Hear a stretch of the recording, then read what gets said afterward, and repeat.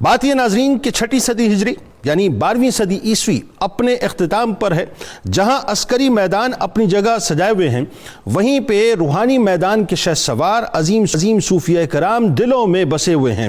کہیں شیخ عبد القادر جیلانی رضی اللہ تعالیٰ عنہ کی نظر کرم سے سلطان صلاح الدین ایوبی رحمۃ اللہ علیہ صلیبیوں کو شکست دے رہے ہیں، تو کہیں خواجہ غریب نواز رحمۃ اللہ علیہ کی بشارت سے شہاب الدین غوری رحمۃ اللہ علیہ پرتھوی راج چوہان کے غرور کو زمین بوس کر رہے ہیں. اور ٹھیک ایسے وقت میں ناظرین قدوۃ الواصلین، سلطان التارکین، سند الاصفیہ، تاج الاولیاء، آسمان چشت کے تارے، خواجہ غریب نواز رحمۃ اللہ علیہ کے راج دلارے، ناگور کے آفتاب، سلسلہ طریقت کے مہتاب حضرت صوفی حمید الدین ناگوری رحمۃ اللہ علیہ سرزمین ہند کے آسمان پر آفتاب طریقت بن کر طلوع ہوتے ہیں، جو نسباً فاروقی ہیں اور مشرباً چشتی ہیں، جن کے والد ولی کامل، جن کی والدہ رابعہ عصر اور حسینی سید ہیں ناظرین، جن کا شمار ان اولیاء کاملین اور صوفیہ راسخین میں ہوتا ہے جن سے نائب رسول فی الہند اس دائمی اعزاز کے ساتھ پیار فرمائیں. جملے سنیں ناظرین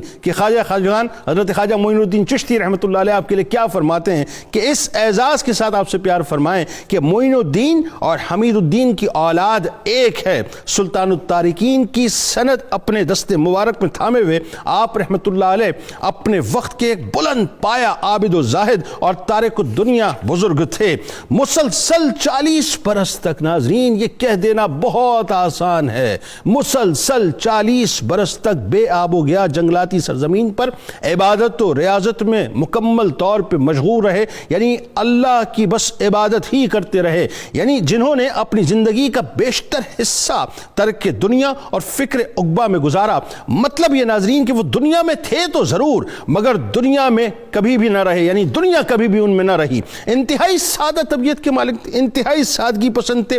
اپنی کمال سادگی اور اپنے اخلاق و کردار کی بدولت اس وقت محبوب خلائق تھے اور آج بھی محور خلائق ہیں. یعنی آپ رحمت اللہ علیہ کے حسن اخلاق کا یہ عالم تھا ناظرین کہ ہر ایک آپ سے متاثر تھا اور آپ سے عقیدت و محبت رکھتا تھا. جو صرف انسانوں ہی سے محبت نہیں کرتے تھے ناظرین، بلکہ جانوروں سے بھی بے حد نرمی سے، بے حد رحم دلی سے، بے حد شفقت سے پیش آیا کرتے تھے اور انتہائی محبت کا معاملہ فرمایا کرتے تھے. آپ رحمت اللہ علیہ انتہائی صلح پسند تھے اور باہمی امن و آشتی کا درس دیتے تھے. چونکہ صوفی حمید الدین ناگوری رحمت اللہ علیہ نے حضرت خواجہ خواجگان خواجہ معین الدین چشتی رحمت اللہ علیہ کا جام محبت پی رکھا تھا، لہذا اسی میٹھے رنگ میں اپنے آپ کو رنگ کر اتحاد، امن، محبت اور بین المذاہب ہم آہنگی کے آپ علم بردار تھے. یہ جو انٹرفیتھ ہارمنی کا تصور ہے نا ناظرین، یہ بنیادی طور پر صوفیہ کرام کی بارگاہ میں نظر آتا ہے کہ وہ اپنے دامن کے اندر سبھی کو سمیٹ لیا کرتے ہیں کہ جو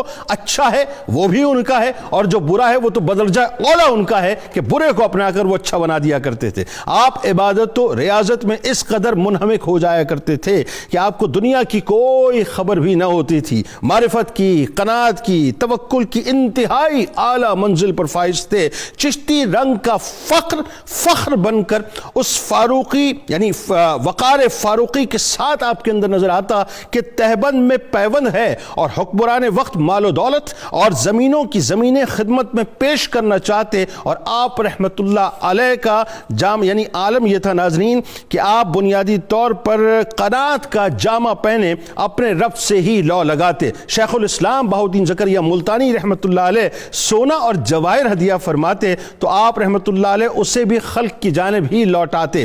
حسن و جمال کے پیکر تھے، خوبصورتی میں اپنی مثال آپ تھے، جہاں سے گزرتے تھے خلق کو اپنا دیوانہ بنا لیا کرتے تھے. یوں سمجھ لیجئے کہ اللہ تعالیٰ نے آپ نے وہ مقناطیسیت اور وہ میگنیٹزم رکھا تھا کہ اس میگنیٹزم کی وجہ سے لوگ آپ کی طرف کھینچے چلے آتے تھے.